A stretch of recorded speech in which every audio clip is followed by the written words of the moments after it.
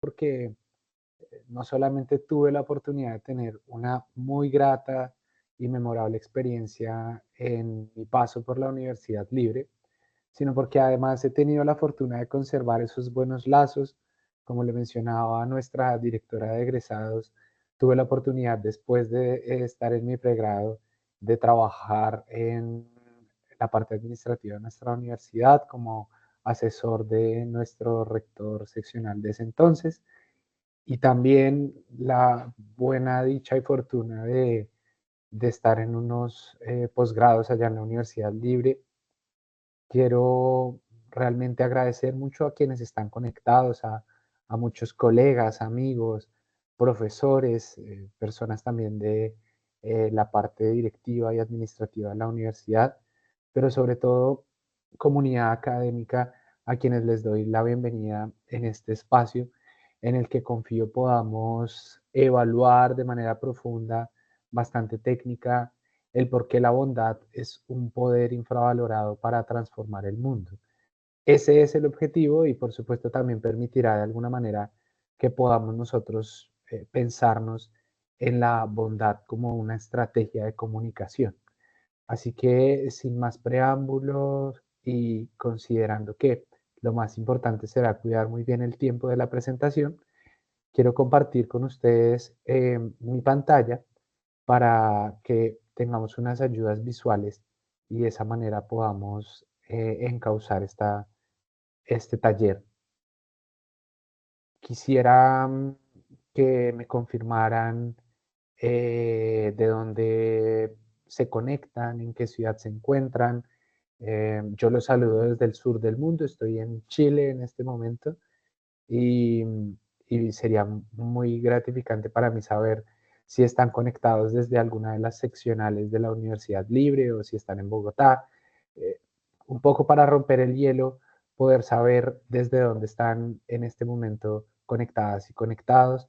Si quisieren poner algún tipo de información adicional, por ejemplo, eh, si son de la universidad o de qué institución vienen o cómo se enteraron del evento, todo es bienvenido.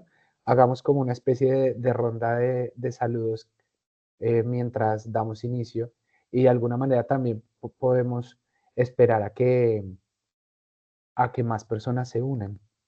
Tengo unos muy buenos recuerdos de Pereira, ahora que veo que saludan Janet y Claudia desde Pereira. Un saludo también para Alexandra desde Bogotá, a Carlos, un saludo también muy especial para ti. Em, Pereira, bueno, hay muchas personas de Pereira, Ana María Valencia desde Pereira, desde Zipaquirá, la tierra de campeones de nuestro país. Mm, buenas noches a quienes saludan. Un saludo para ti, Gina. Me alegra saber que estás en el consulado en Houston. Seguramente tendremos oportunidad de intercambiar un- unas buenas prácticas en medio del ejercicio diplomático consular de nuestros países. Un saludo también para ti, Sandra. Bueno, Bogotá.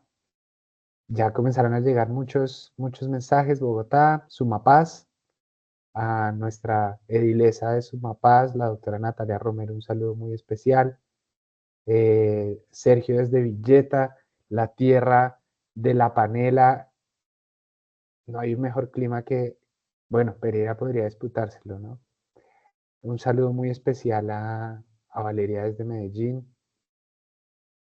Bogotá, Bogotá y Bogotá, Juliana, Adriana, Andrea. Bueno, seguramente se me van a escapar algunos mensajes, pero quería comenzar por ahí porque hay una manera muy interesante de poder presentarse y está relacionada con eso que a usted lo hace sentir un origen.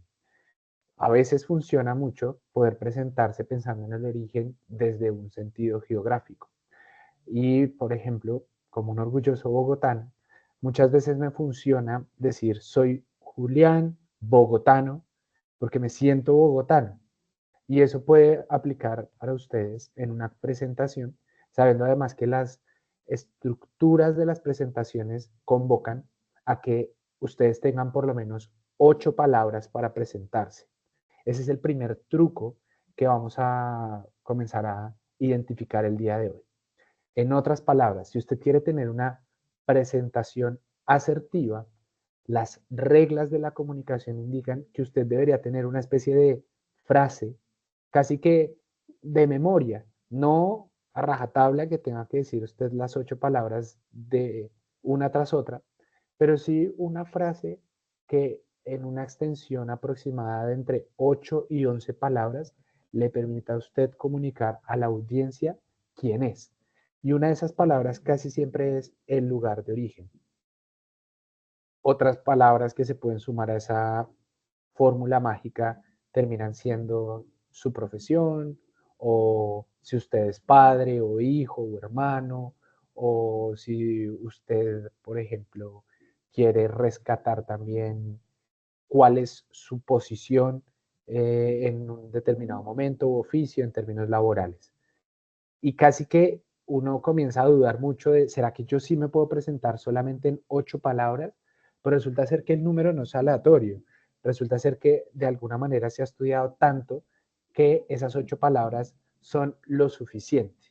Más es bienvenido, menos no, y casi que juega uno con 8 a 11 palabras. Bien, tengo en este momento unos vecinos ruidosos, de pronto eso pueda causar alguna interferencia en el sonido, pero confío que los audífonos aíslen un poco el tema. Y creo que en este momento están viendo mi pantalla. Yo desafortunadamente voy a dejar de ver el chat, eh, pero quiero confirmar que alguien me ayude contándome, de pronto puede ser nuestra directora Jenny que me cuente si se está viendo la pantalla mientras yo estoy tratando de ver los comentarios. Sí, sí, Juli, sí, sí, se ve la pantalla perfectamente. Y el sonido de la música no se escucha? No, no, no, se escucha, está aislado. Maravilloso, perfecto. Muy bien. Entonces, comencemos después de haber escuchado ese primer truco que les decía de una presentación en 8 palabras, a hablar de la bondad como una estrategia de comunicación efectiva. Y para comenzar a hablar de la bondad, pues pensemos en hablar de la bondad y vamos a hablar de la bondad a través de 4 figuras muy importantes que han abordado el tema. La primera figura que aparece en pantalla es un filósofo del lenguaje, un austriaco muy reconocido que se llama Ludwig Wittgenstein, que se encargó de posicionar en el centro del debate filosófico al lenguaje y a la lógica. Y algo que de alguna manera yo pensé para elegir la figura de Wittgenstein como la primera dentro de esta presentación era que en una conferencia, como ustedes pueden ver en pantalla, en 1929 en la Universidad de Cambridge, Wittgenstein tenía que hablar sobre un tema y a pesar de que representaba todo una comunidad alrededor de la lógica, de las matemáticas, llamémosle de alguna manera, de la cientificidad, eligió hablar sobre ética. Y en esta conferencia sobre ética que está próxima a cumplir un siglo, Wittgenstein dejó unas frases memorables para un día como hoy. También pueden ver ahí que en 1965 por primera vez se publica la conferencia. Y vamos entonces con el primer párrafo. Dice, la ética de ser algo es sobrenatural y nuestras palabras solo expresan hechos. Del mismo modo que una taza de té solo podrá contener el volumen de agua propio de una taza de té por más que se vierta 1 litro en ella. He dicho que en la medida en que nos refiramos a hechos y proposiciones, solo hay valor relativo y por tanto corrección y bondad relativas. Tratemos de extrapolar las palabras de Wittgenstein a nuestros tiempos. Imagínense por un instante que este vaso que tengo acá puede contener toda la cantidad de palabras que ustedes quieran expresar. Y este vaso de alguna manera refleja simbólicamente para el autor austriaco que estamos viendo que nuestras palabras siempre van a generar un límite estructural. La lógica del lenguaje impide que nos podamos comunicar de la misma manera en cómo toda nuestra corporalidad y todo lo que somos como seres humanos permite. Sin embargo, Wittgenstein también dice que a pesar de esas barreras naturales del lenguaje, el lenguaje es un milagro en sí mismo. Y el lenguaje como milagro, ustedes lo pueden ver en pantalla, es la existencia de la humanidad. Sin lenguaje, los seres humanos no tendríamos las sociedades que tenemos, no podríamos hablar de métodos científicos, de creaciones, no podríamos hablar de guerras, de catástrofes, ni de la tragedia humana que muy bien en su momento supo graficar Homero y que sigue recordándonos todo lo que somos en una existencia llena de preguntas. La existencia de la humanidad parece estar atada al lenguaje en sí mismo, dice Wittgenstein, y como último recurso de esta conferencia, que insisto va a cumplir un ciclo, pero se mantiene totalmente vigente, Wittgenstein menciona cómo eh, la ética pareciera ser que no añade nada. Uno como que se debe sentir muy valiente y ustedes deben sentirse también muy arriesgados al decir, sí, me voy a conectar a esa conferencia a esta hora un jueves para hablar sobre bondad. Como que si a uno le dicen, no, venga, tengamos una conferencia sobre inteligencia artificial, pues se conecta un montón de gente. Tengamos una conferencia sobre la reforma al código, tengamos una conferencia sobre el nuevo estatuto tributario o una conferencia sobre una nueva forma de intercambiar divisas, como que sonoramente usted dice, al final del día voy a tener un rédito de eso, me va a servir para algo. Y Wittgenstein, casi que condenando la presentación que tenemos el día de hoy, nos dice, pareciera ser que no hay ningún valor agregado, eso no le va a dar a usted conocimiento, como que no le va a permitir a usted tener títulos, hablar de temas como estos, sin que confundamos, quiero dejarlo claro, ética con bondad, pero sí nos deja una frase final maravillosa en una conferencia que los invito a leer, la pueden buscar por internet, son muy pocas páginas, pero que nos muestra cómo un científico y un filósofo puede hablar de ética. Nos dice, es un testimonio de una tendencia del espíritu humano que no se puede sino respetar profundamente. Y eso es lo que nos convoca el día de hoy. Imaginar algo tal vez tan etéreo, tan simbólico, tan subjetivo, que les pido por favor que verifiquen que tengan sus micrófonos silenciados, pero imaginarse algo uno tan etéreo, tan simbólico, tan abstracto, que podría representar un sentido y un significado para cada una de las 70 personas que están en este momento conectadas, podría suponer en términos de adquisición de conocimiento, en términos materiales, algo casi que difícil de medir. Veamos entonces cómo va avanzando esta conferencia, pero lo que sí quiero decir es que esa imagen, esa crónica de el lenguaje como la taza de té no debe pasar desapercibida. Vamos a usarla como una simbología a lo largo de estos minutos. Repito, para quienes están conectándose. La analogía de Wittgenstein lo que nos quiere decir es que muchas veces lo que como seres humanos queremos expresar desborda la capacidad misma del lenguaje. Muchas veces uno dice, me quedé sin palabras y casi siempre coincide con los mejores momentos de nuestras vidas. Cuando vimos en los Olímpicos que por fin nuestro país obtenía una medalla, como que uno no sabe qué decir. O cuando, por ejemplo, uno se enfrenta a la posibilidad de vivir un momento sublime. Las palabras, por más ricas en adjetivos, en sinónimos, se quedan cortas. Y esa es la analogía. El lenguaje contiene lo que el ser humano comunica, porque lo único que debemos por el momento tratar de dejar como con gran conclusión es que el lenguaje es solamente una de las maneras en que como seres humanos nos comunicamos. Eso sin antes advertir que además hay muchos tipos de lenguaje. Muy bien, la segunda gran imagen que tenemos en pantalla y este segundo gran personaje que nos va a acompañar en esta noche es nada más ni nada menos que el filósofo de Königsberg, Emmanuel Kant.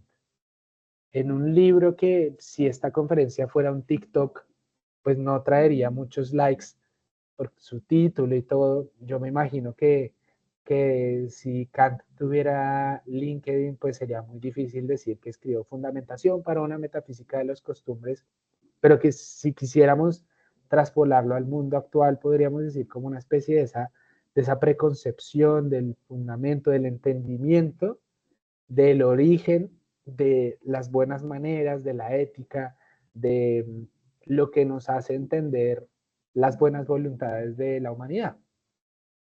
Y en este camino analítico, Kant lo que se propone es explicarle a la humanidad su tesis sobre el imperativo categórico. Seguramente ustedes en escenarios mucho más dedicados han tenido oportunidad de escuchar las ideas de Kant y seguramente también podríamos dedicarle todo el tiempo de la conferencia a su obra. Pero este esquema que he preparado para la noche de hoy trata de ser un resumen mal contado de la mitad del libro. Y es que Kant lo que nos dice ahí es que pasando de dos nociones, que son las de buena voluntad y la noción de deber, podemos llegar a tres tesis que finalmente nos van a permitir construir esa gran idea de lo que él quiere comunicarle a la humanidad. Las nociones tratan de recordarnos que hasta el peor de los bribones, casi que parafraseando a Kant, hasta el peor de los bribones puede saber cuándo está cometiendo un error. En palabras más sencillas, pidiéndole a quienes están conectándose que verifiquen que tengan sus micrófonos silenciados, en palabras más sencillas, lo que uno piensa es que uno no necesita ser un científico, uno no necesita hacer física cuántica para saber que la están barrando. Hasta el menos encumbrado de los seres humanos sabe cuando está cometiendo un error, cuando está haciendo trampa, cuando está llegando tarde al trabajo, cuando está calentando el puesto, cuando está presentándose a una conferencia sin prepararla bien. En fin, podríamos poner muchos ejemplos de lo fácil que es como especie inteligente, bajo la idea del presupuesto del sapiens, el que sabe, que uno no necesita pues tener un doctorado para saber cuando está haciendo las cosas mal. Entonces esa primera noción de buena voluntad y noción de deber, lo que nos quiere decir es que usted y cualquiera podría descifrar cuándo tiene que rectificar ese camino, y ese camino está fundamentado en unas tesis muy fuertes que le van a permitir a usted reconducirlo y mantenerse por el buen camino. La primera tesis es hacer el bien no por inclinación, dice Kant, sino por deber. El segundo indica una acción es moral no por el provecho, sino por el principio del querer. Y el tercero que tenemos en pantalla es el deber es la necesidad de una acción por respeto a la ley. Conjuguemos estas tres tesis y lo que vamos a obtener al final es que no es cualquier tipo de ley, no es la ley de los códigos. Para quienes se conectan y son abogadas y abogados, no es la ley del ordenamiento jurídico de la Constitución. Ojo, no es una ley escrita siquiera, sino que se refiere a la ley de la especie humana, a la ley de la supervivencia, a la ley de la humanidad en sí misma. Y la noción de deber no implica tampoco una suerte de coacción, ni tampoco se refiere a el rédito, porque cuando indica hacer el bien por figurar o por salir en la foto, como cuando uno ve las donaciones y entonces, pues yo dono para no pagar tantos impuestos. Eso está bien, pero esa no es la búsqueda kantiana, eso no es a lo que se refiere él. Conjugando las tres tesis, entonces tenemos que usted hace las cosas entendiendo como cualquiera que lo puede entender, con una buena voluntad, y esa buena voluntad no está supeditada a la recompensa. La buena voluntad no está tampoco condicionada porque usted va a obtener un provecho, ni tampoco está atada a que se tenga que hacer, sino que como que el corazón le despierta a usted y en un impulso mecánico natural siente una obligación por respeto a una ley de todos, a una ley universal. Y eso suena muy bonito.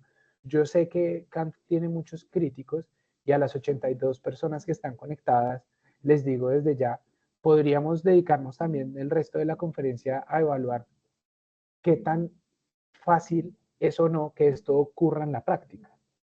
¿Qué tan fácil es que el mundo opere bajo presupuestos kantianos? Y esto se lo preguntaron a él.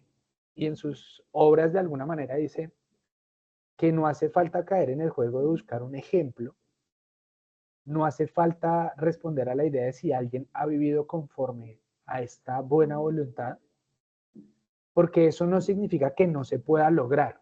En otras palabras, no porque el ser humano sea imperfecto, no significa que no sea perfectible. Cada vez tenemos que tener la aspiración y la capacidad de ser mejores.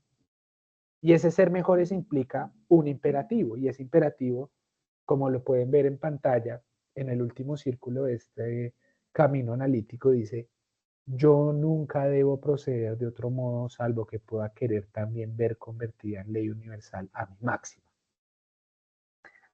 Algunos desprevenidos, sabiendo que en nuestro país tenemos muchos dichos, dicen algo así como, no hagas lo que no quieres que te hagan a ti. O otro muy bueno, que es póngase en los zapatos del otro. Pero la verdad es que estas máximas se quedan cortas porque las dos están relacionadas con obtener algo. No hagas lo que no quieres que te hagan significa estás pensando en ti y por eso no quieres hacer X cosa.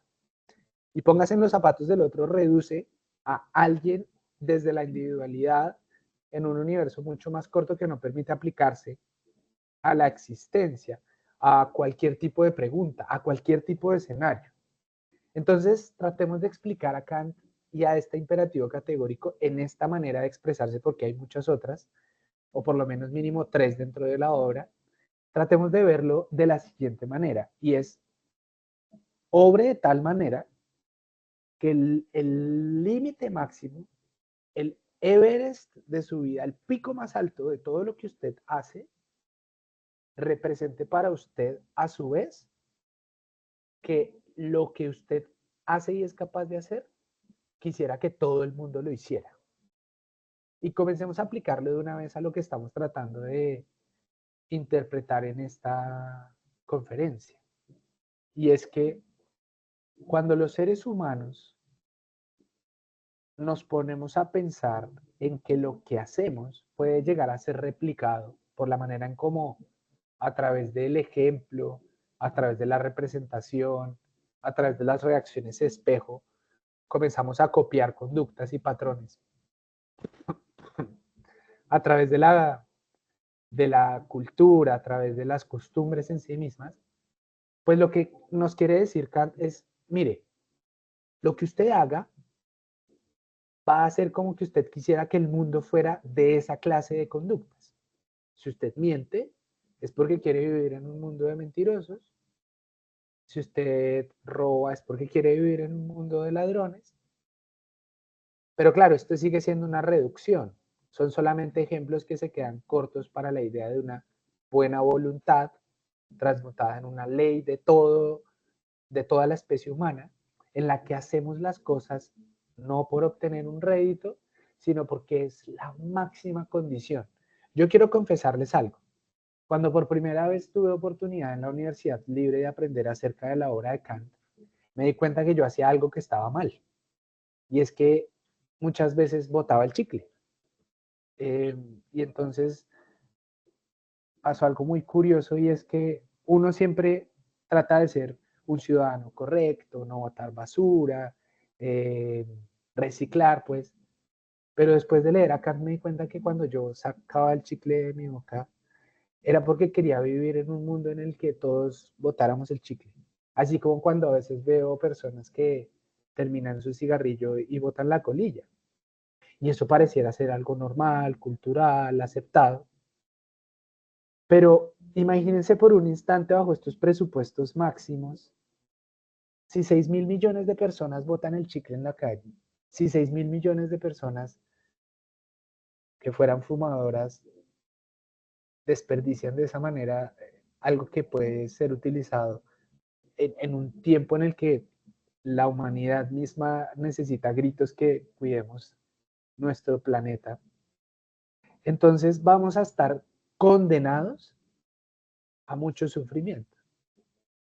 Y este paso del imperativo categórico de esa idea de obra de tal manera que lo máximo que puede ser como ser humano quieras que sean todos, me lleva a nuestra tercera personalidad de esta noche, y es Ceyla Benhabib, una feminista turca que comentando la obra de otra feminista llamada Carol Gilligan y de Kohlberg, en la década de los 90, ya damos un salto gigante en el tiempo, nos trae un análisis muy interesante, y es la idea de la ética del cuidado.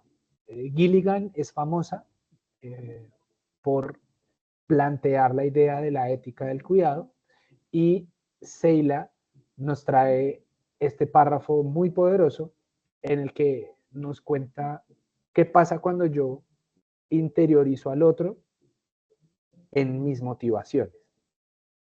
Leámoslo porque seguramente se autocomprende el mensaje a través de estas líneas, y es que el punto de vista del otro concreto nos hace ver a cada ser racional como un individuo con una historia, identidad y constitución afectivo-emocional concreta. Paremos ahí por un momento y devolvámonos a Kant. Cada ser humano es un fin en sí mismo, nos decía este autor de Königsberg, hoy territorio de la Unión de Rusia. Difícil de visitar esas tierras. Además, en este tiempo deben estar muy frías. Entonces, tenemos hasta el momento, vea al otro como un fin en sí mismo, como alguien que tiene un universo a sus espaldas. Sigamos. Al asumir este punto de vista, nos abstraemos de lo que constituye lo común entre nosotros y nos centramos en la individualidad. O sea que estamos viendo la otra cara de la moneda. Si tenemos un imperativo universal en el que usted actúa de tal manera que quisiera ver que todo el mundo actúe de esa manera, ojo porque al final esto también implica que hay microuniversos. Cada uno de nosotros representa una estrellita en esa constelación. El universo es infinito, pero está formado por estrellas. Y entonces, eso también me devuelve a Kant y me recuerda esa frase magnánima que dice algo así como que nada lo sorprende más que el universo estrellado sobre él, pero la ley moral dentro de él. Un poco jugando simbólicamente con la idea de que cada día que nosotros abrimos nuestros ojos, sale el sol, se va ocultando, llega la luna, con ella las estrellas, y al día siguiente lo mismo. Pero lo que sí podemos cambiar es cómo actuamos. Lo que podemos cambiar es a qué horas nos despertamos, la manera en cómo vivimos, la manera en cómo tratamos a los demás, la manera en cómo nos comunicamos con los demás. Y siguiendo entonces con las enseñanzas de Benjavid, nos dice que una vez entendemos el punto de vista del otro, de la individualidad, de que cada individualidad tiene una historia, entonces, ojo porque comenzamos a entender motivaciones, lo que busca, lo que quiere, y tenemos una especie de responsabilidad, un vínculo. Y ese vínculo está fundado, dice, tras el deseo de compartir, en amor, cuidado, simpatía y solidaridad. Hay muchas críticas a estas ideas, sobre todo porque pareciera ser que cuando uno habla de estos presupuestos humanos, uno se imagina que obedecen a personas débiles. Quiero que levanten la mano quienes, sin estar de acuerdo o estando de acuerdo, creen que infortunadamente vivimos en un mundo en el que esa frase de el vivo vive del bobo es cierta, en el que pierde es el que no se mete en la fila, el que pierde es el que paga las cosas como las debe pagar, el que pierde es el que pide permiso, el que pierde es el que no hace trampa. Levanten la mano quienes creen que infortunadamente esa es nuestra realidad. Y entonces ahí tengo 10, 12, 15, 20, ya estamos llegando al 25% de los asistentes a este taller. Y entonces uno dice, pura paja, todo lo que hemos visto en los últimos 30 minutos no es cierto. Porque muchas gracias, ya pueden bajar la mano y vamos a seguir interactuando. Y no es cierto porque fácilmente podemos pensar en que el que es bueno es débil. Y eso me lleva entonces a nuestra cuarta personalidad de la noche y es Hannah Arendt, una muy reconocida filósofa alemana estadounidense, judía, que sale por el exilio de la Segunda Guerra de territorio alemán, a pesar de que nunca quiso ser llamada filósofa, pues es la manera en cómo en este punto de la historia se le reconoce. Y la imagen de Hannah Arendt es bien simbólica e importante porque me recuerda muchas cosas lindas. Una en particular es que en el centro de Berlín, un poco al lado de la Puerta de Brandenburgo, que es el lugar más icónico de la ciudad, queda un monumento a las víctimas de la Segunda Guerra, del Holocausto y del conflicto en general, tanto gitanos como judíos, como bueno, muchas víctimas, millones de víctimas.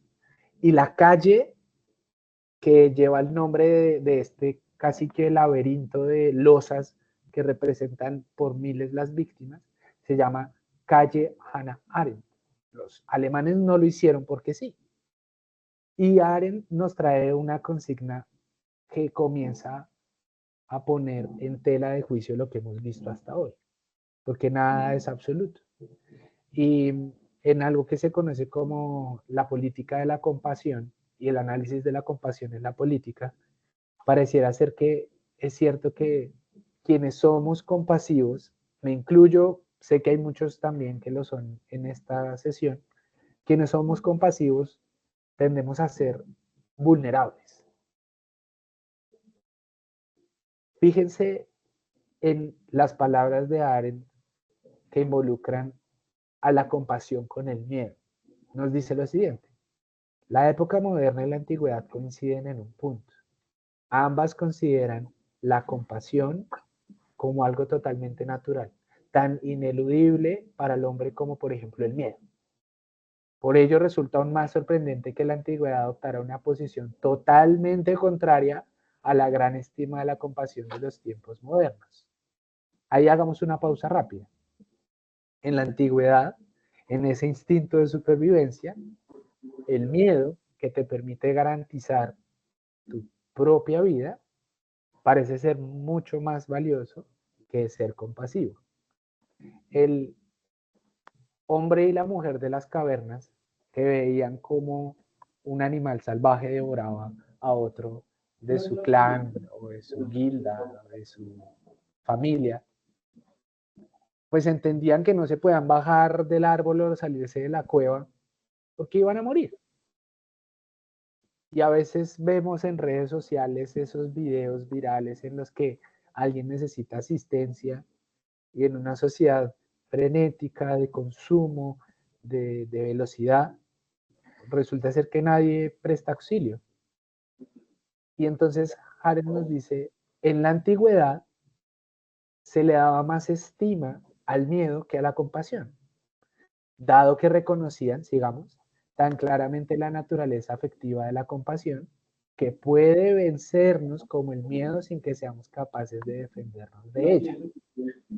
Los antiguos consideraban que la persona más compasiva no tenía derecho a ser llamada la mejor que la más temerosa. O sea, algo así como que usted por ser el más bueno no significa que sea el más bueno.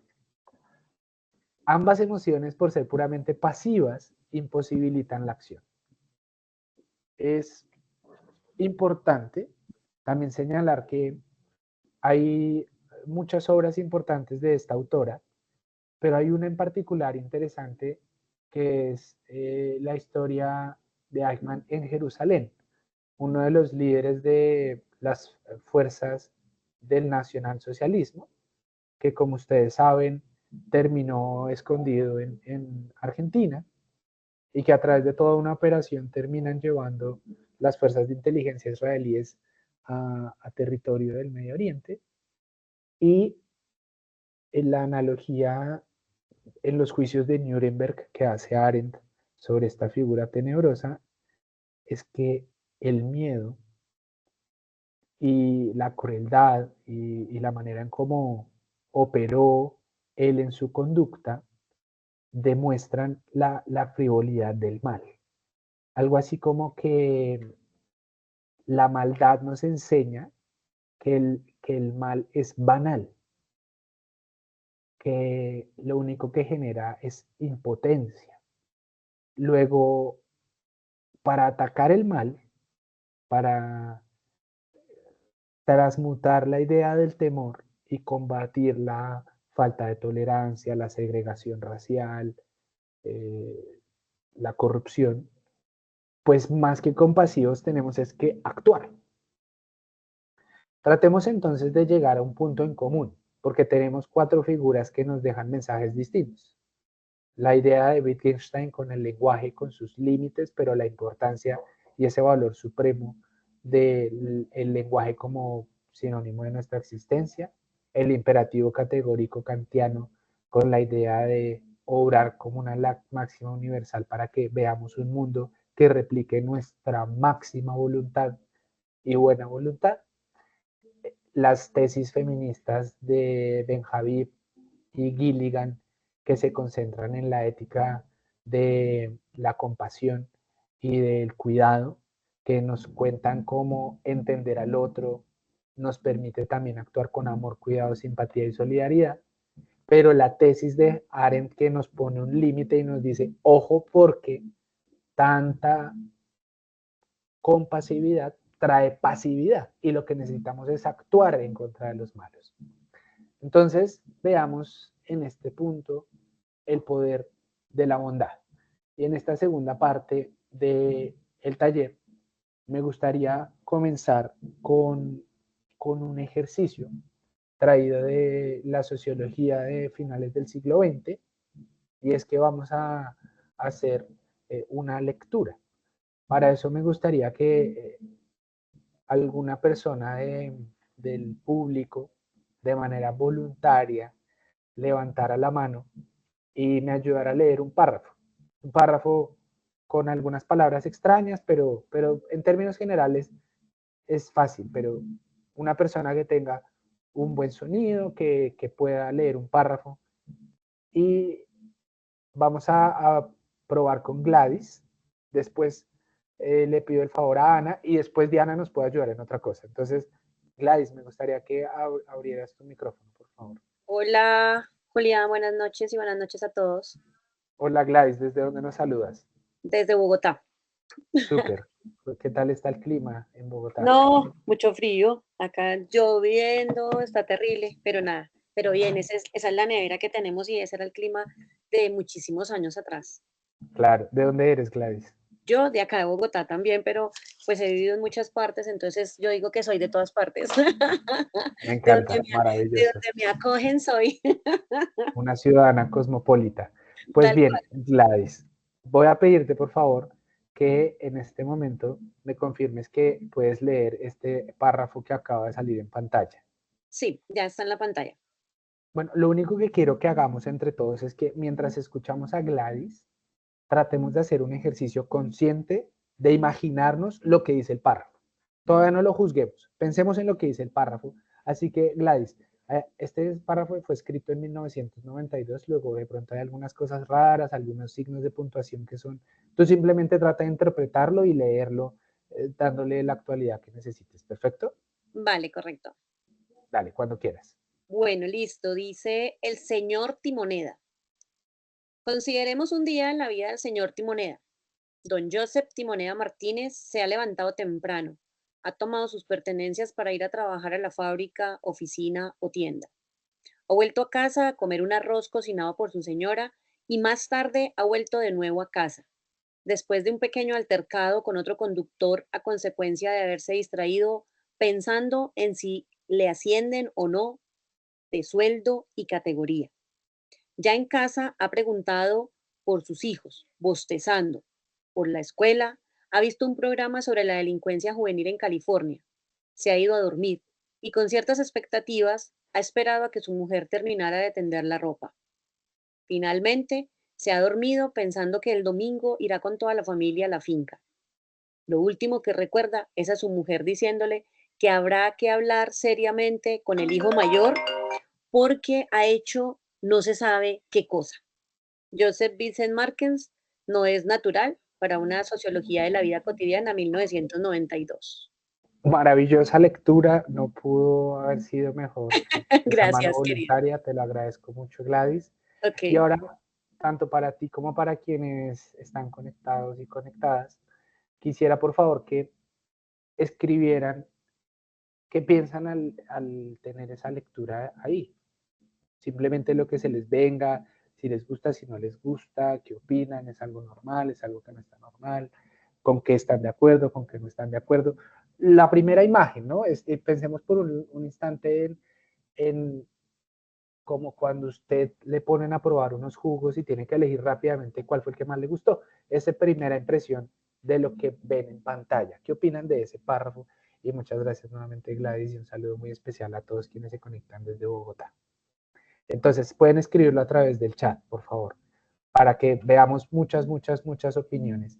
Lo que se les ocurra, no tienen ni siquiera que ponerlo con buena redacción, desde que se entienda. Pensemos en la idea de Wittgenstein y vamos a ver. Dice Wilger, un día en la vida de una persona común, falta de escucha, muy bien, una persona que vive en automático, somos un universo múltiple, dice Ana. Egoísta, Timoneda teniendo en cuenta que está sujeto a su experiencia y no la de su entorno que también le afecta. Muy bien, Diana, muy bien. Qué linda interpretación. ¿Quién más? Demos 30 segundos porque seguramente veo que hay gente escribiendo. No se preocupen, insisto, por la reacción. Rutinario, dice Marlene. Ok, perfecto. Estilo cuento algo de la cotidianidad del mundo rutinario. Tengo solamente tus iniciales HGZ, pero saludos y gracias, así es. Enfocado solo en sí, expectativas, dice Daniela, decía Diana también. Claudia, alguien sumergido en la rutina, andando en automático. Claudia se compromete con la familia a pesar de lo cansado. María Carolina, rutinario. Falta de empatía con la esposa en las labores del hogar. Bien. Ya está fuera de la realidad y no se percata de lo que le rodea en la hora y el ya. María Mercedes, Yuri. Alguien común dentro del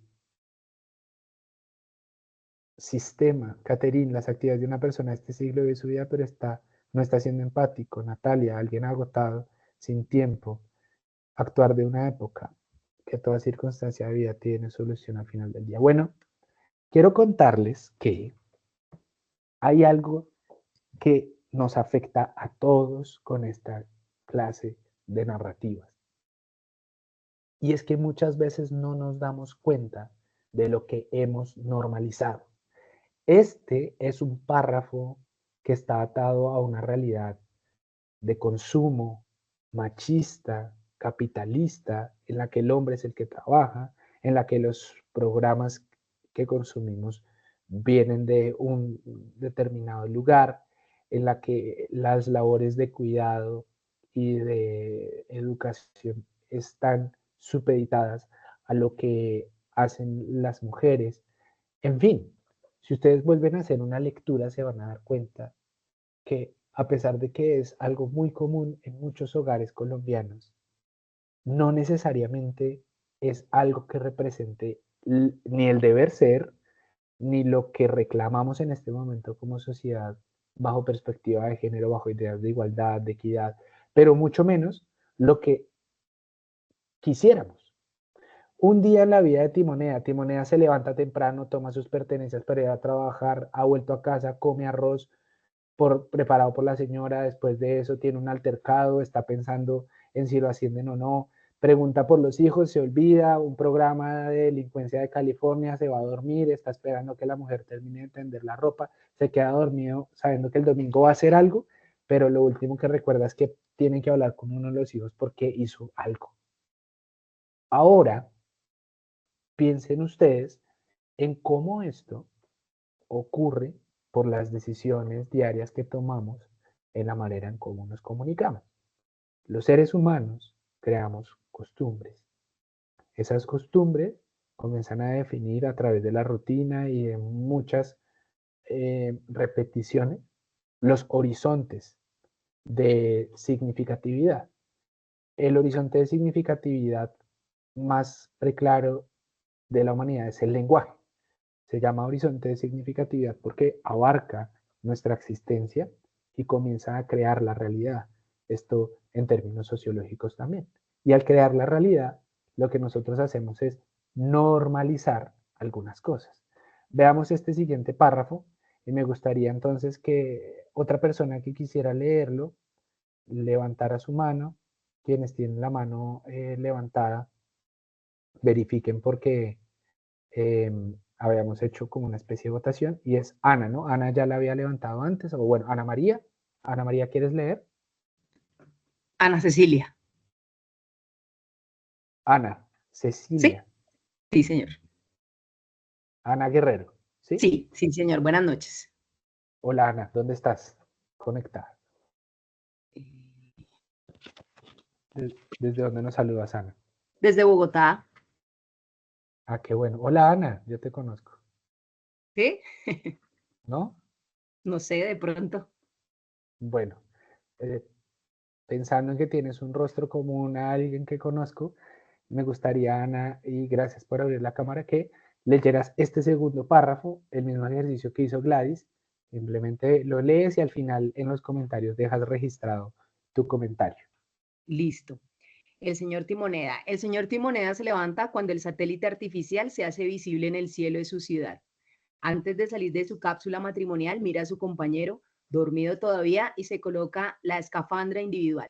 Despierta a patadas a la mutante que le sirve de criada y le da órdenes en inglés. Hoy es un día especial. La Lotería Estatal sortea simultáneamente los 15 que serán autorizados para procrear, los 1031 que se someterán a las pruebas de la guerra bacteriológica y 62 viajes a los carnavales de Río para 2 personas y una mutante. Sale a la calle ya dentro de su heteromóvil y choca enseguida con otro. Se matan los 2 conductores y el viudo del señor Timoneda es obligado a seguir la costumbre de suicidarse en la pira funeraria. ¿Es natural eso? Joseph Vincent Marqués, No es natural, para una sociología de la vida cotidiana, 1992. Maravilloso. Ana, Gladys y Ana, estupendas lectoras, no lo pudieron haber hecho mejor. Te agradezco mucho que te hayas conectado, que abras tu cámara. Confío que tengas menos frío que Gladys.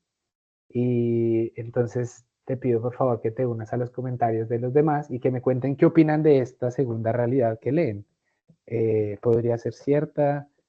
Esto está muy loco, parece una película de ciencia ficción. ¿Qué sienten al leer este párrafo? Fantasía, dice Diana. Sí lo es. Futurista, dice Gladys. Blade Runner. Muy bien, María Carolina. Futurista, ficción, dice Melissa. Realidad. Así es, Claudia. Bueno, fíjense en esto. Estamos comparando ideas alternas. Abstracto, metafórico. En un mundo alterno, dice Ana, distópico. Muy bien, buena palabra, Wilhelm. Exagerado, dice Claudia. Sí, ese es el objetivo que tenía Vincent Márquez. Este libro fue escrito en Barcelona y el objetivo era tratar de empujarnos a hacer un análisis muy crudo de cómo nosotros damos por sentadas muchas cosas. La anterior era una realidad de lo normal, pero lo normal, ¿por qué es normal? O sea, ¿por qué nuestra sociedad es como es y no es de otra manera? Un poco lo que quiero significar con esto es, entonces, porque nos dijeron que el vivo vive del bobo, entonces nosotros tenemos que replicar las mismas clases de conducta. Entonces, porque crecimos en un mundo violento, nosotros tenemos que ser violentos, porque crecimos en un mundo de trampas, somos tramposos, de ladrones, robamos, porque la política se tiene que hacer violenta y con corrupción, entonces hay que replicar estas conductas, y porque los políticos son corruptos, entonces todos estamos condenados a ser corruptos, y porque los profesores están esperando dádivas, entonces usted nunca tiene que confiar en él. No, no es natural. Todo o casi todo, dice Márquez, podría ser diferente. Por supuesto, esta es una realidad compleja. Habla de una historia, de una sociedad en la que son parejas homosexuales, en las que las mujeres están condenadas a tener una posición jerárquica menor en la escalinata social, hay esclavitud, hay mutantes. Ojo que esto no está tan lejos, ¿no? Hace 3 años estábamos en una pandemia y por las condiciones en las que se están dando el cambio climático y todo, podríamos imaginar que en 70 años el viudo o la viuda pues se tienen que matar junto con su pareja. E insisto, no quiero que nos dejemos llevar solamente por la idea de el cataclismo. El objetivo de confrontar estos párrafos es darnos cuenta que la realidad que hemos construido a lo largo del tiempo tiene unas condiciones que nos acostumbran y nos permiten naturalizar y normalizar, que son dos cosas diferentes, muchas cosas que podrían ser diferentes. De aquí a mañana la sociedad colombiana podría ser una sociedad totalmente diferente, basada en lo que ustedes sienten que debería cambiar. Y para lograrlo, entonces, hay que entender, insisto, el poder de la bondad. Quiero, antes de pasar a la última y tercera parte de este taller, contarles cómo nació la idea del taller. Y esto en confianza y develando un momento muy difícil de mi vida. Estando estudiando en Alemania, me enfrenté a un nivel académico muy difícil, a unas condiciones de competitividad bastante fuertes que nunca había experimentado, sobre todo además teniendo la buena fortuna de haber tenido una experiencia muy tranquila, muy feliz en mi paso por la universidad en Colombia, en la Universidad Libre. Y entonces ocurrió que esos primeros meses de adaptación me hicieron dar cuenta de un poder muy bien desarrollado que tenemos las personas en Latinoamérica, y es la bondad, porque sin entrar a definir, es lo que quiero que nos llevemos hoy como gran conclusión también, y es que no va a haber una definición de bondad en esta conferencia sobre la bondad. Al final vamos a tener una colección de ideas sobre la bondad con ayuda de todos como autores de este taller, pero entendiendo el poder que teníamos de vernos representados en el otro, de ser compasivos, de ser tolerantes, de ser solidarios, de escucharnos, de trabajar como de manera fraterna, la camaradería, etcétera. Me di cuenta que podía formar un equipo de latinos que nos podíamos apoyar ante el inmenso reto de sacar un buen resultado académico en un país tan distante y tan diferente culturalmente, con una realidad totalmente diferente a la nuestra.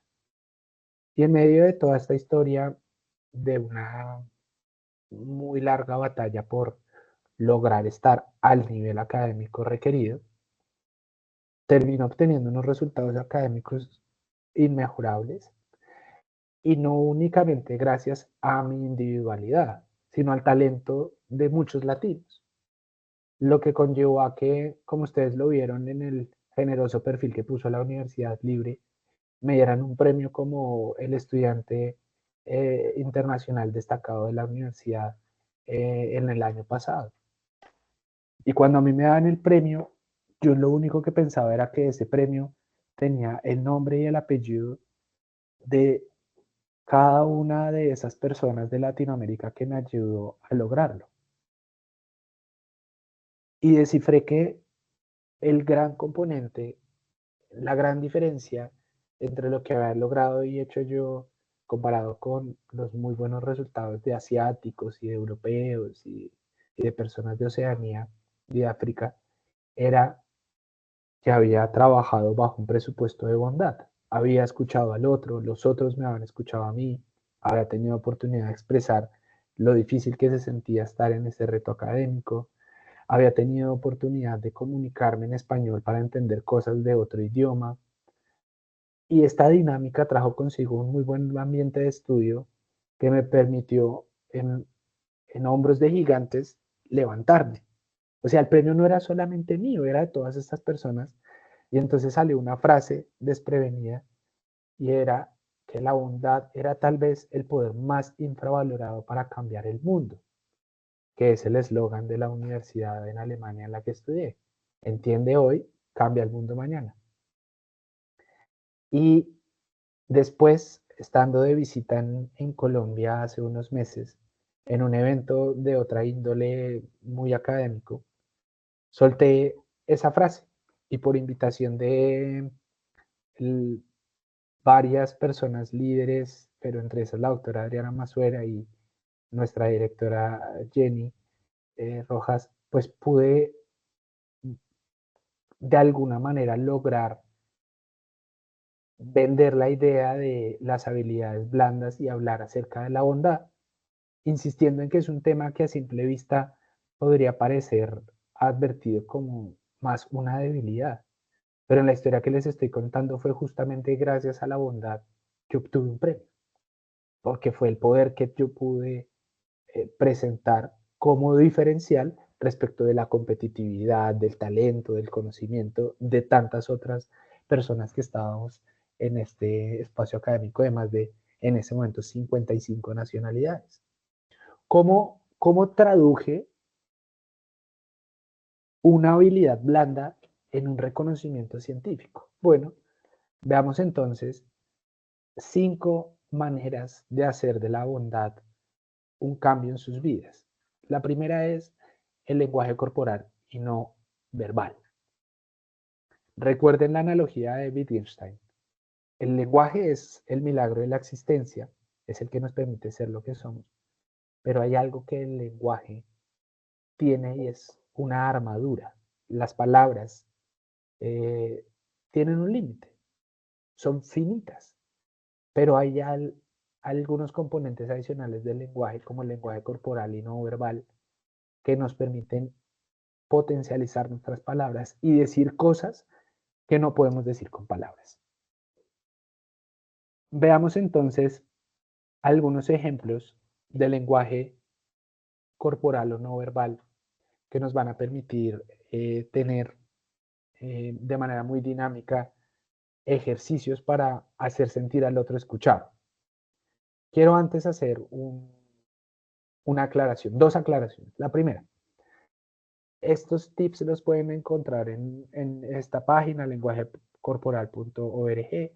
Están extraídos de un libro que se llama Más de 100 tips sobre el lenguaje corporal, pero todos deben analizarlos con beneficio de inventario, es mi segundo comentario. ¿Por qué? Porque el lenguaje corporal tiene que estar conectado con las emociones, con los sentidos.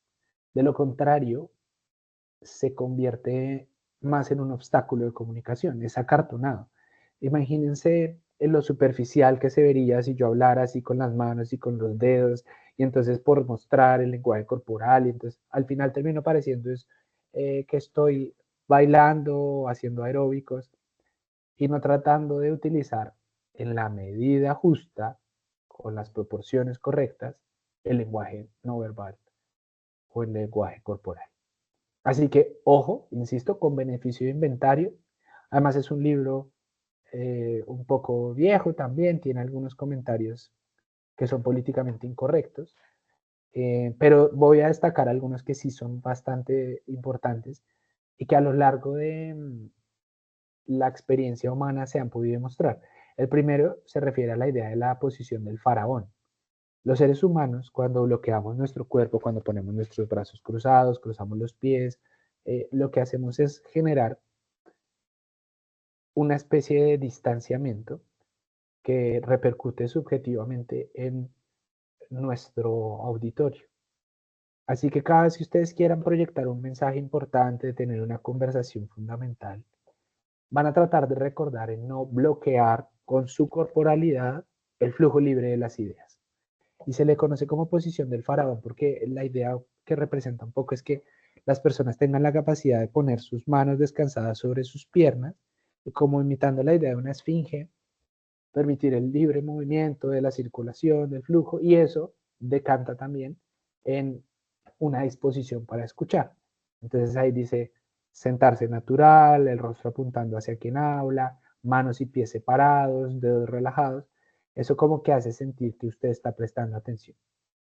Este es otro, y es que si ustedes inclinan la cabeza un poco hacia la izquierda, lo que representa y genera en la otra persona es que lo están escuchando.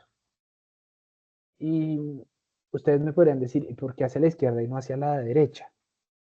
Algo también ampliamente debatible, sabiendo que muchas veces nos dejamos llevar por simples ideas que no están comprobadas en la realidad.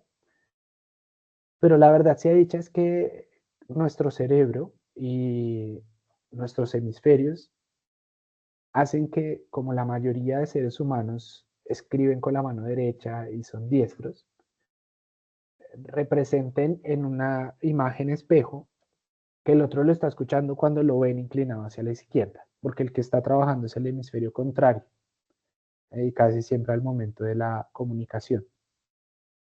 Yo no soy diestro, entonces puede ser que falle un poco en quienes escribimos con la mano chueca, como se dice, pero como dice Diana, es justamente esa idea del reflejo y el entender que estamos operando con la misma genialidad de nuestro cráneo, hace que se cree una sinergia y pense uno, esta persona me está escuchando. Agradezco también los comentarios que están haciendo acerca del premio y como dice Diana, el efecto del reflejo. Este tip 12 es fundamental porque se refiere a un momento que siempre ocurre cuando estamos hablando personalmente, y es la idea de proyectar cordialidad y buena voluntad en un buen apretón de manos. Hay personas que están acostumbradas a no poner la mano firme y hay otras que la aprietan muy duro. Todo extremo es malo, inclusive al saludar. Y ustedes tienen que tener mucha precaución. No en vano, uno ve un montón de personas muy reconocidas en el mundo que siguen un patrón al saludar. Casi siempre jefes de Estado y jefes de gobierno de todas partes del mundo dan la mano y con la otra mano sostienen de manera cordial y acercan el cuerpo. Y esto no es aleatorio, no es un error en la Matrix de que quienes gobiernan el mundo lo hacen de esa manera porque sí. No, es para desde el primer instante en esa idea de la primera impresión, crear un lazo fuerte. El siguiente es una posición de escucha en la que poner el rostro de esta manera y poner la mano refleja otra alegoría típica de nuestra historia, y es la posición del pensador. Hay un montón de estatuas de esta manera, ¿no? La idea de el hombre pensante, el pensador. Y entonces es como estoy decodificando lo que me dices y lo estoy procesando y estoy tratando de entenderlo y te estoy escuchando. Entonces cuando ustedes también se enfrenten a una persona a la que le cueste proyectar sus ideas, que no se sienta tan hábil comunicándose, que de alguna manera le dé un poco de, de reticencia el hecho del hablar, ustedes pueden utilizar esta figura corporal para que sienta más confianza y sienta que va a ser escuchada. Aquí voy a hacer un comentario importante. Esto no refleja tips para hacer trampa. O sea, no quiero con esto decir, usted se pone así y no lo va a escuchar y la persona va a pensar que usted la está escuchando. Por supuesto que no. Estos tips de ninguna manera van a cambiar sus formas de ser, pero sí van a mejorar la proyección corporal que hacen para que si la idea es ser escuchados y demostrar que están escuchando, pues potencialicen esta buena voluntad de ser escuchados. En otras palabras, yo no les puedo enseñar a ser buenos interlocutores, pero lo que sí puedo hacer es decirles que si quieren hacerlo, hay unos trucos como estos que les van a dar la capacidad de mejorar su comunicación corporal. Este me encanta porque habla de que cuando ustedes ponen las manos hacia arriba, proyectan inocencia y honestidad. Y esto sí que es fundamental para hablar de la idea de las habilidades blandas y de la bondad y de la compasión y de la presupuestos de ética y moral.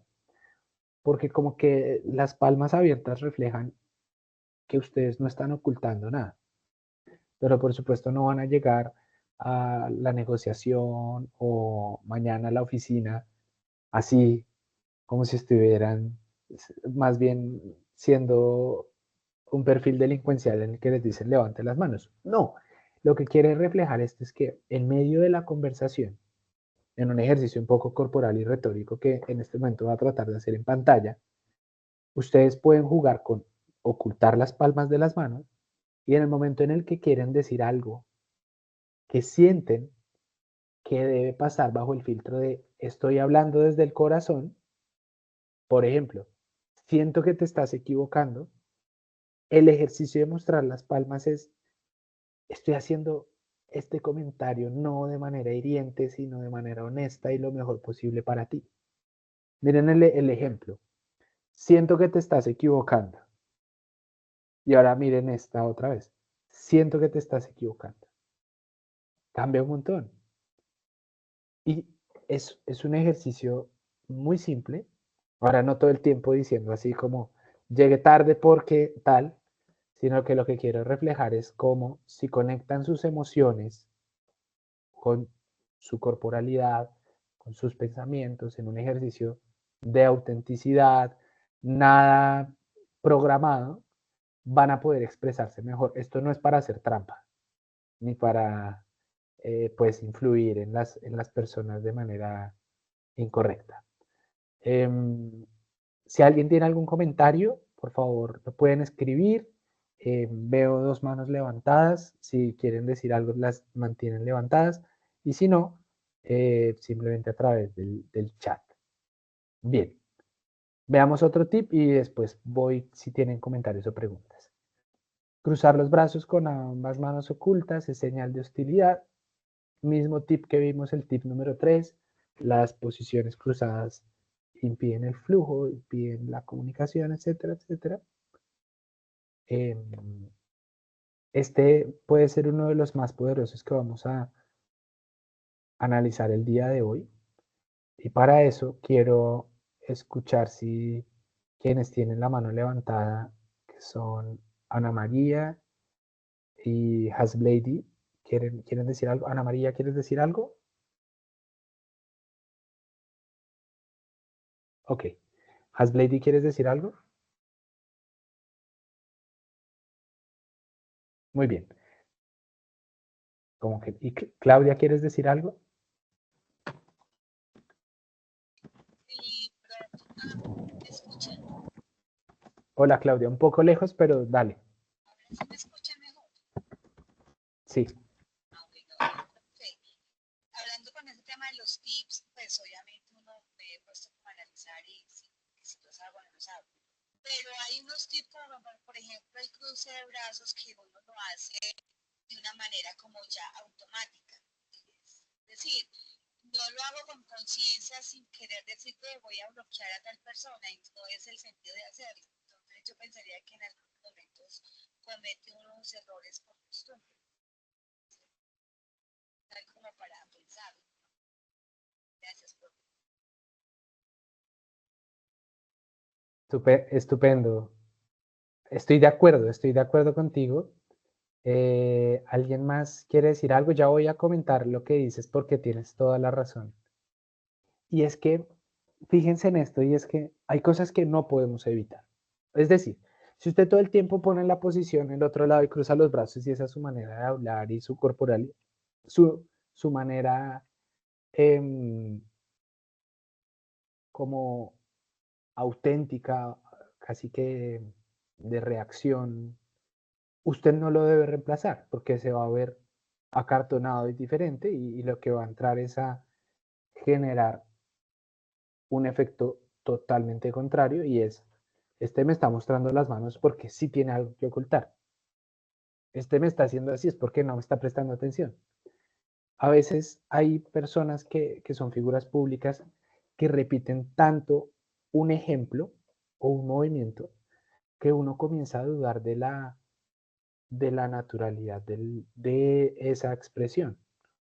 Alguna vez tuvimos un presidente que hablaba así con los dedos todo el tiempo, ¿no?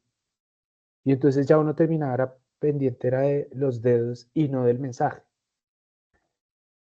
Eso también tiene que ser una reflexión para el día de hoy. Y es que muchas veces tenemos movimientos o formas de ser que a pesar de que son normales en nosotros, pueden afectar nuestra comunicación. Bien, hay una pregunta en el chat y es, un saludo Hasblady, creo que de pronto nos conocemos o tienes una tocaya que es amiga mía, un saludo muy especial. Naturalizar y normalizar. María Carolina, esto está conectado con la idea de lo que nos es dado como una especie de casi que el instinto, lo salvaje, lo natural, mm, que muchas veces estar conectado con nuestra, nuestra biología versus lo normal que se refiere al constructo social. Si quisieras profundizar un poco en esto, la idea general que te puedo dar en este espacio es, hay cosas que no podemos definir ni controlar y otras tantas que proyectamos al mismo nivel, pero que no tienen nada que ver con nuestros impulsos. Y eso sería lo normal. Pero las dos construyen las costumbres. Bien, cuando estamos en coherencia desde la conciencia entre lo que siento, pienso y digo hago, es mágico, totalmente, Fabián, y muy bien. Y esa idea de integridad y holismo al comunicarnos es la que vamos a tratar de seguir viendo. El tip 51 que tenemos en pantalla es mágico porque funciona mucho, eh, ya que crea una especie de confianza en el auditorio. Muchas veces haciendo bueno, no talleres parecidos, le pido al auditorio que cruce los brazos, frunza el ceño, genere distancia y a la persona que va a hablar le pido que salga al auditorio. Entonces cuando entra al auditorio tiene que entrar hablando y se enfrenta a este auditorio con bloqueos y le queda un poco difícil entregar el mensaje. Inmediatamente le pido que salga a esta persona que no sabe lo que está pasando como una especie de ejercicio de control y le pido al auditorio que lo que haga es abrir su cuerpo y no todo el tiempo, sino que cada vez que sientan que hay una conexión visual con el exponente, asientan 3 veces y sonrían un poco al escucharlo. Y lo que ocurre automáticamente es que esta persona que antes se sintió bloqueada dice, no, esta segunda vez lo hice súper bien, me sentí con confianza y crea empatía y una sensación de agrado, como dice ahí. A veces, sin darnos cuenta, nos ponemos a la tarea de sentir que queremos que el otro abra su corazón, nos cuente cosas importantes, pero comenzamos a escucharlo de esta manera. Y no estamos sino que diciendo un mensaje claro y es, no me cuente nada. ¿Cómo conectar con personas que son poco o casi que nulamente empáticas? ¿Qué significado tiene el tic de Gustavo Petro al hablar y simultáneamente gira un lápiz con los dedos casi permanentemente? Muy bien. La primera pregunta de Adriana es que hay que tener una combinación de lenguaje corporal, sobre todo una modulación muy serena en la que las palabras sean pacientes para que estas personas que a veces son inclusive poco tolerantes o que son fastidiadas en el ejercicio de la comunicación, sientan que ninguna de esas barreras va a afectar la paciencia con la que uno está esperando a tener una conversación seria. Y el tema de la figura del presidente y otras tantas figuras puede estar conectada con la necesidad de soltar tensión y de la repetición puede también ser símbolo de, de una especie de, llamémosle, como una especie de falencia técnica, porque es un ejercicio que demuestra impaciencia. Por supuesto, se puede sobrepasar a un elemento físico, pero no hay nada más tranquilo en la serenidad del lenguaje que reflejar movimientos que están controlados. Son más poderosos a que si yo estuviera todo el tiempo diciéndoles, tratando de comunicar un mensaje de esta manera, ¿no? La lectura del lenguaje no es tan fácil de descifrar, por ejemplo, la mano en el mentón antes era de atención, pero muchos lo hacen cuando están de afán. Claro, estamos totalmente de acuerdo con esto y es que está sujeto a interpretaciones. Por eso dije, se tiene que tomar todo esto con beneficio de inventario y no se tiene que programar uno como un robot para hacerlo. Muy bien, la idea es sonreír y asentir. Vamos a continuar y a ir cerrando. Y es que, infortunadamente, así son esta clase de espacios que se pasan muy rápido cuando uno la está pasando bien. Ofrecer la mano es un gesto genuino, agrado y proactividad. Ya saben, mantener contacto visual es muy importante. Una postura de amplitud y de anchura mientras se habla genera esta sensación de control, pero también como una especie de humildad. Y entonces muchas veces ustedes cuando hablen en primera persona, que es lo que siempre hacemos, el ejercicio del yo, que es la palabra que más repetimos, pueden hacer, yo me siento muy honrado de estar aquí y esto va a demostrar que sinceramente sienten que es un privilegio, por poner un ejemplo. Este es muy interesante porque está consignado en diferentes libros sobre expresiones corporales y está relacionado con la idea del discurso como una hamburguesa. Tiene que tener un buen pan, una buena carne, que es el centro, el jugo, lo importante, y otro pan. O sea, un inicio, un nudo, el cuerpo completo y un desenlace que tenga la misma dinamicidad del inicio. Y a veces, cuando tenemos que conectar con un auditorio difícil, con un auditorio que tiene falta de empatía, con un problema que queremos resolver, con una negociación difícil, con pedirle al jefe que nos suba el sueldo, muchas veces el truco está en conectarlo entre dos ideas que sabemos que nos van a permitir encontrar en la idea que queremos un equilibrio. Dos ideas que se alejen de lo que queremos o que sean, como dicen en pantalla, un poco conservadoras y como hasta aburridas para darle más brillo a la idea que como la queremos, la presentamos en el medio y esto pues sirve mucho sobre todo en ideas de programación neurolingüística y demás, que es otra rama de todo esto de lo que estamos discutiendo el día de hoy. Finalmente, una idea de conciliación y acuerdo como un ejercicio de juntanza. El problema de crear una idea de agresión cuando apuntamos con los dedos y lo que dijimos al comienzo de esta intervención, tener la capacidad de tener una presentación en 8 palabras. Bien, terminemos entonces con las últimas 4 trucos, con los últimos 4 trucos de este día de hoy, de este taller sobre la bondad como estrategia de comunicación efectiva. Tenemos la retroalimentación constructiva, la escucha activa, la adaptación de mensajes y la gestión de emociones. Y los vamos a traer de unas frases icónicas que, aunque algunas parece ser difícil asociarlas a su autor, hay otras que sí se puede identificar de dónde salen. Séneca, un pensador del siglo I, dice: gran parte de la bondad consiste en querer ser bueno. Casi que esto no implica yo traerles autores fascinantes y fórmulas mágicas y expresiones del lenguaje corporal, sino que puede llegar simplemente a reducirse a la idea de sea bueno. Pero también tenemos esta frase de Confucio que nos dice que cuando vemos a un hombre bueno, debemos pensar en imitarle, y cuando veamos a uno malo, debemos examinar nuestro propio corazón. Esto también está muy conectado con la cultura hinduista, y también con muchas veces con los budistas, y la manera en cómo identifican el karma, y también cómo nosotros proyectamos e identificamos lo que sabemos que está en nuestro propio corazón.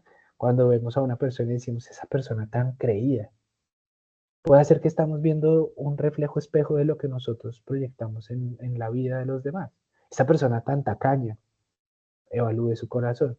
Esa persona tan, tan buena, tan humilde, tan noble, imítela, porque tienes que seguir trabajando tú mismo para lograrlo. Eh, y como dice Fabi, somos fractales. Eh, Muy bien. La mejor vida no es la más larga, sino la más rica en buenas acciones. Marie Curie, una personalidad también fascinante, con muchas consignas para la humanidad, y que nos demuestra cómo el tiempo también es una variable a tener en cuenta en la idea de la bondad. Y tenemos aquí finalmente: la ciencia moderna aún no ha producido un medicamento tranquilizador tan eficaz como lo son unas palabras bondadosas. Quiero que veamos este punto con detalle, porque la frase de Freud nos acerca a la idea de que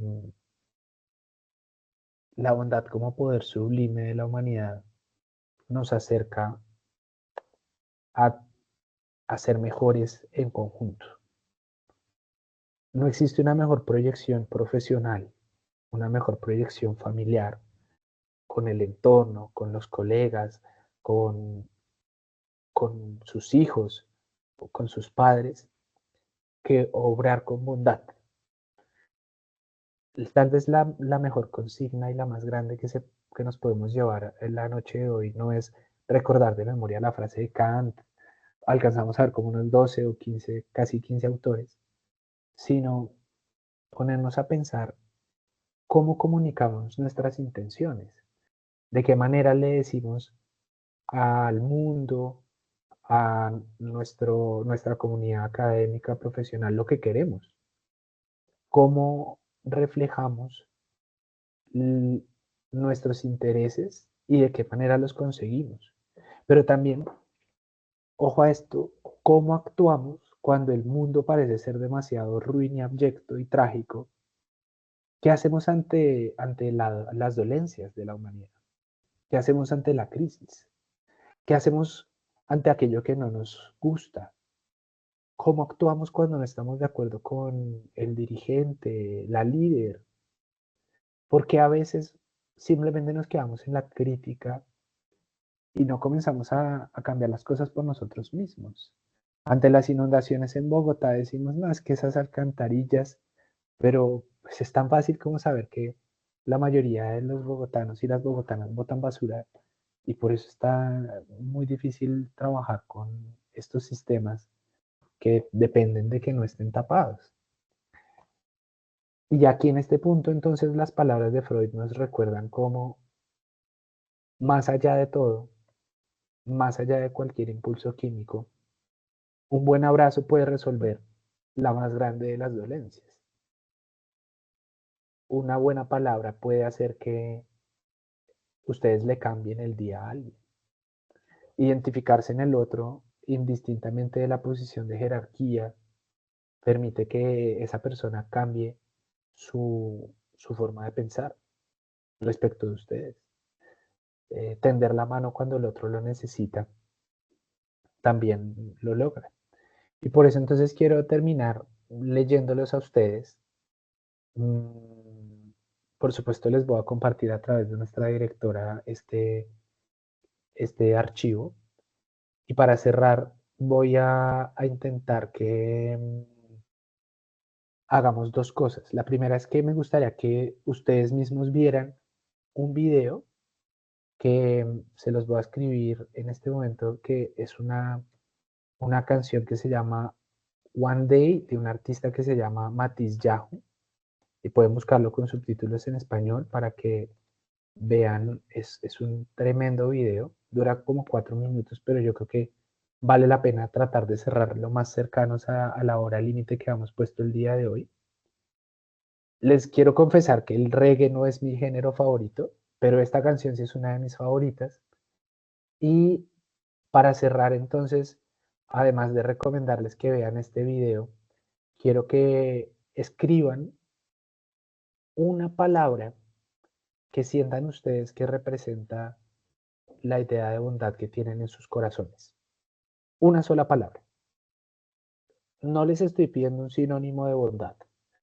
Les estoy pidiendo que si pudieran condensar aquello que los hace a ustedes bondadosos en una palabra diferente a bondad, lo pusieran en el chat. Mientras tanto, doy las gracias. También bendecida noche para ti, Ana.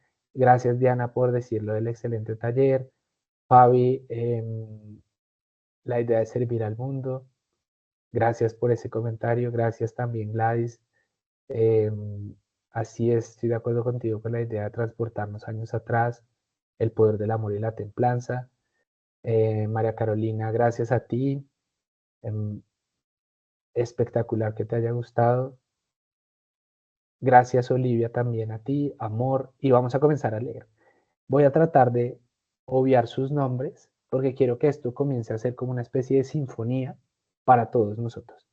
Voy a repetir para hacer énfasis en aquellas palabras que ustedes creen que son las más importantes y que todos nos llevemos un mensaje de lo que el imaginario colectivo cree que es la bondad. Amor, empatía, empatía, empatía, amor, amabilidad, solidaridad, oportunidad, solidaridad, gratitud, amor, solidaridad, obrar, agradecimiento, entendimiento, respeto, tolerancia, escucha, solidario, empatía, esencia, celebración, excelencia, empatía, paciencia, gentileza, altruismo, presencia, paciencia, percepción, generosidad, agradecimiento, comprensión. Así que mi último mensaje para ustedes es que en un mundo demasiado dificultoso, en un mundo trágico, en ciudades que son caóticas, en la rutina de madrugar, del trancón, del afán, debemos darnos la oportunidad de salir por un instante, abstraernos de la realidad y del afán y darnos cuenta que el factor diferencial puede recaer en algo tan sencillo como utilizar la escucha del otro para identificar cómo comunicarnos mejor. Comunicarse no se trata de hablar mucho, sino de saber escuchar para decir lo que es correcto. Decían los expertos de la comunicación de hace varios siglos que el secreto del verdadero mensaje y de la elocuencia está en decir lo que se quiere decir y nada más de lo que se quiere decir. Y por eso muchas veces en esta clase de escenarios el silencio termina siendo el mejor mensaje posible. La manera de resolver muchos conflictos es básicamente darnos cuenta que somos mejores de lo que el conflicto y el universo nos plantea como para responder automáticamente a ello. Evitamos muchos problemas también en el momento en el que reflexionamos antes de actuar estrepitosamente.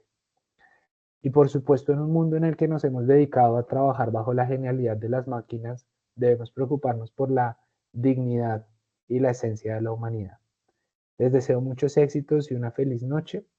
Y faltando 2 minutos para cerrar en un espacio de 2 horas que se pasó 6 minutos por esperar a algunos de manera compasiva y empática, les deseo una linda noche en el lugar del mundo donde se hayan conectado y confío en que sigamos conectados cambiando la realidad porque todo podría ser diferente y la bondad sin duda alguna como estrategia de comunicación asertiva termina siendo ese poder infravalorado que tenemos para cambiar el mundo. Una linda noche y que estén muy bien. Muchas gracias. Gracias.